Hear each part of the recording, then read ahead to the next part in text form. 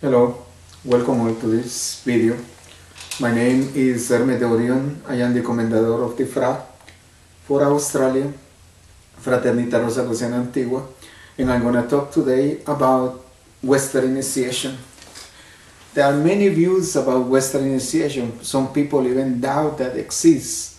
For some people, only Eastern initiation is valid because of the big influence from the Eastern spirituality to the West. But there is Western initiation alive and strong. Now, Western initiation, of course, depends on how it is presented. Most times it is presented according to the school model. And of course, if it is according to the school model, it has to do with the degrees of the particular school. Some schools, they have 3 degrees. Some school has 1 degree.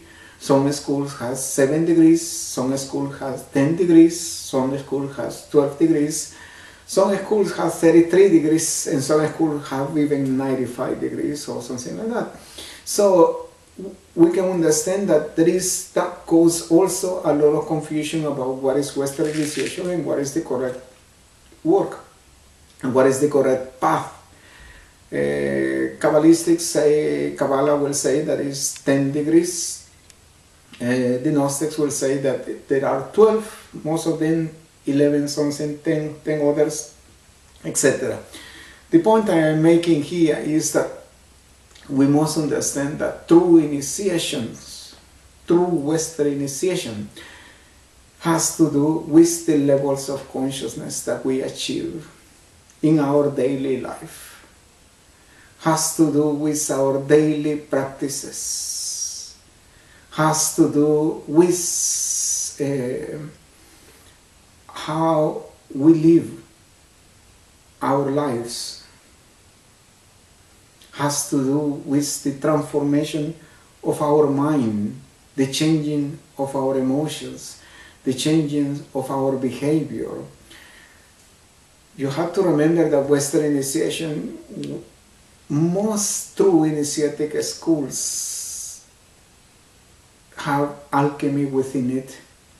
Alchemy in itself represents a process of transformation, of changing something into something. Now the idea or the question will be what into what? But there is another thing also. Western initiation, many people explain that they are the trips or the tests of elemental forces. Most very well-known schools, they talk about the elemental grades, etc., etc., etc. The first things that we have to remember is the following. Western initiation is a path of expanded consciousness. It's a path of consciousness.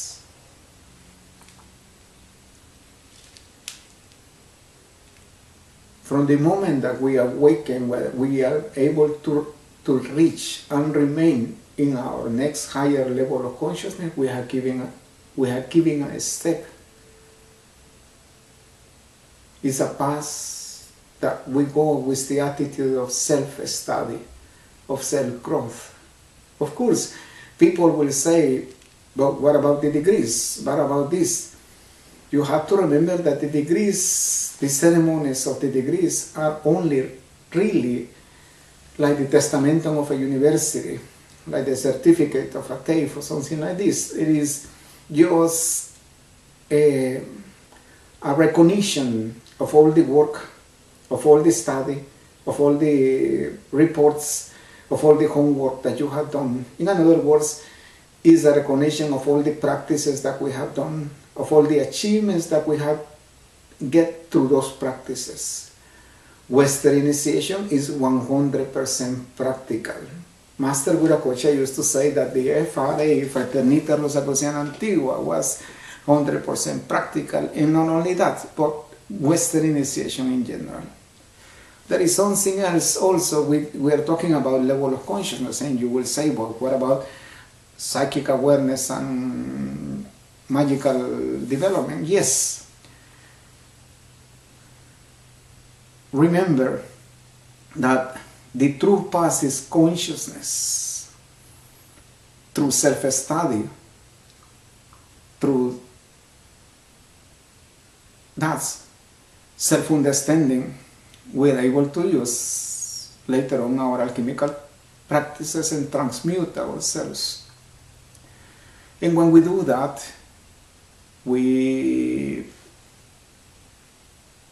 ascend to a higher level of consciousness. But there is one thing that has to be very, very clear. At the moment, we have to be able to define what is Western initiation in a few words. And I think the master who has defined Western initiation in very, very, very, very beautiful. I'm going to paraphrase it, not say it exactly what he said, but paraphrase it, was Martinez de Pasquale, who basically talked about Western initiation as the expansion of our daily, everyday consciousness, he put.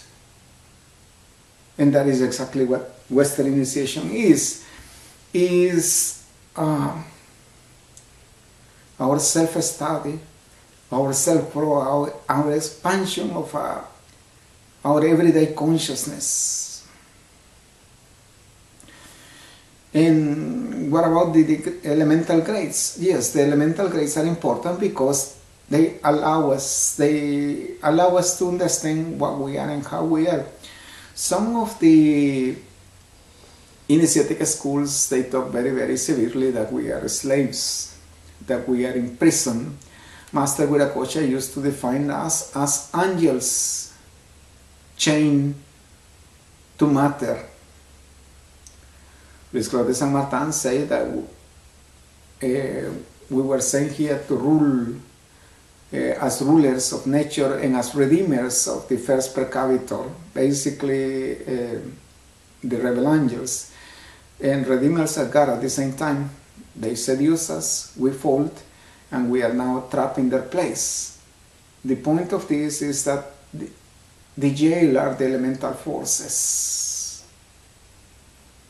As Master Viracocha will put it, we are trapped in this elemental war. The same thing, the same idea is conveyed by Kabbalah when talk about Malkuth, although they don't talk about being trapped, but they talk about being formed by the four elemental forces or the four elements. This is why Malkuth has four different colors. So the point of this is that each elemental force to us enslave us in a different way. For example, the earth enslaves us through our attachments, through our materialism, through our materialistic goals, but especially also things that we do every day repetitive, like our habits, our vices, the way how we respond to our environment, always the same. And the worst is our routines. Why the worst is our routines?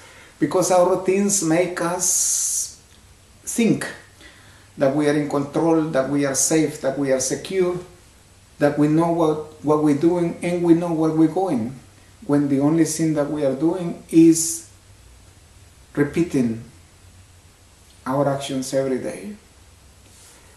Water enslaves us through desires, the force of the emotions, the force of the sentiments, emotions mainly, desires. Our astral body constantly reacts to the environment with desires. Then is the fire. The fire enslaves us through things like passions, anger, hatred, but also with things like impatience especially. Fire is that thing that we have that we cannot be still in one place. Our mind cannot be still, our body cannot be still. We need to move, we need to do something, if we are not doing anything. And that fire represents the fact that is negative in that sense, because it makes us not really have a hard, deep look at what we're doing and how we're doing things, and how we're living our lives, and what are we doing with our lives. And at the moment, it just makes us rush to everything. Escape from instant to instant, rush from instant to instant, escapism.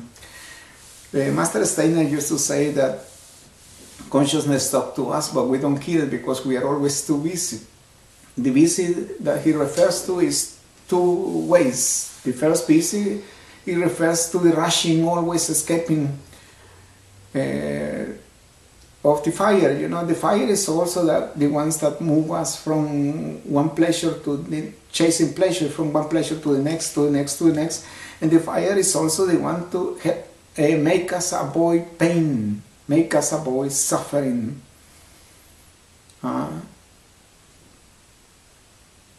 Then we come to air, how air enslaves us. Air enslaves us. The Martinis, especially in the OMCC, we are taught that we project a vision of the world, and we see the world through those senses, through those glasses.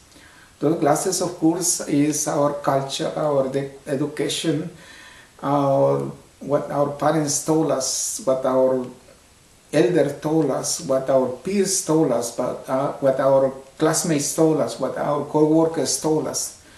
We were told how to be, what is the role that we need to play, what was the role in our family, etc., etc., etc. All those things are the projection of the world. In another ways, we see the world through our mind. We don't experience the world through our consciousness. This is the first point. Our mind is always there, and it's always, if you look at it, it's always an answer from the back. Why? Because how we know that people are males, that people are females, that this is a car, that this is a motorcycle, that this is a house, etc., for all the information that we have received. How we judge people's judgments and when we judge it. Because of all the information that we have received.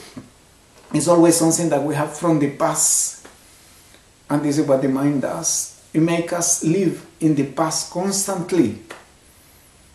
We say, we like to new house, new cars, new this, new that, but the truth is that most of the time we live in the past with the information from the past. And our likes, dislikes, enjoyments, etc. come from that also. Also, of course, our constant inner talking, the inner mind talking. As a therapist, I can tell you the most damaging is the negative inner chatter, because this is has been found to be a strong component of depression. So you can see how the elemental forces work to enslave us. So what the initiators do is basically free themselves from the power of the elements and come back to the rightful place. We were called to be priests and kings of nature, and queens and priestesses of nature. That's from the Apocalypse, from John. Then to claim our rightful place, our birthright, we need to free from the elemental forces that enslave us. But it's not only that kind of enslavement. Society in itself, friends, family, etc., do that also. Remember, you just have to, I go and ask anybody a question about anything, and people, they have always an opinion. And of course, most of them, they have an opinion how we must live our lives. Master Viracocha used to say that the Rosicrucian has to be free, to be able to work. But the point of this is that freedom has to be not a neurotic one, not an unhealthy one, but a conscious one. Why it has to be conscious? Because without consciousness there is nothing new. It's always answers from the past, from our mind. Why we teach to the people that only when they are in a higher state of consciousness they should study, self-observe? Basically because otherwise our mind just look at the behavior and immediately react as it always does. And that immediate reaction means that it will judge, it will blame, it will excuse, etc., etc., etc. What we need is to acquire an attitude of self-study. What we need is to understand that we need to change our state of consciousness, our level of consciousness. What we need is to understand that to walk in Western initiations, we need self-knowledge, we need gnosis basically. We need self-study to acquire self-understanding and be able to transform ourselves. You know, this is all very, very good, but we must understand that higher level of consciousness is a constant practice, is a constant struggle. If people told me, did I get into this higher level of consciousness? Basically, they didn't. Why? Because there is something that you cannot miss, you know. Also, I want to talk a little bit about astral initiations. I had to say something in the matter, and what I have to say in the matter is as above, so below. If you are initiated astrally in a true initiatic school, has to be as above, so below. Otherwise, was one more of our subconscious acting or projecting in our astral world. We cannot be initiated without consciousness.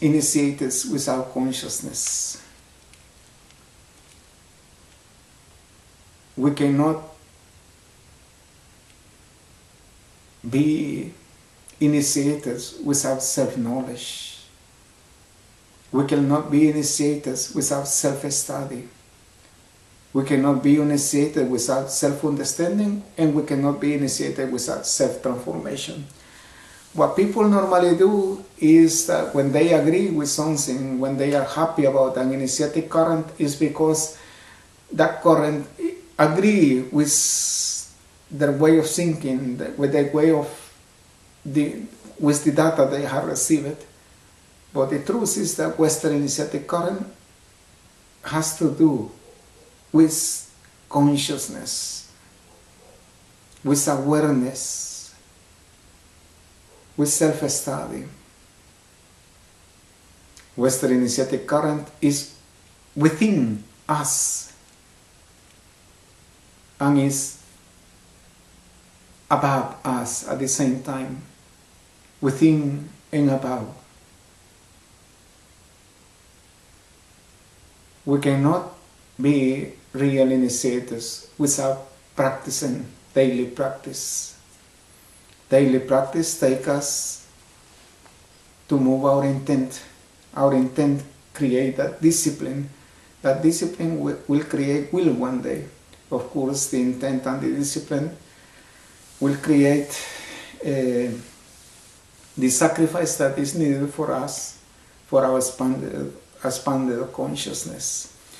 In the FRA, in the Fraternidad Rosacruciana Antigua, we call our daily practices, we call disciplines, because of the rigor and the efforts that they require. Some days it is easy to do the practice, some days it is not that easy. It's the swinging of nature. But an initiated has to be beyond the swinging of nature. Peace, and this is our talk about Western initiation.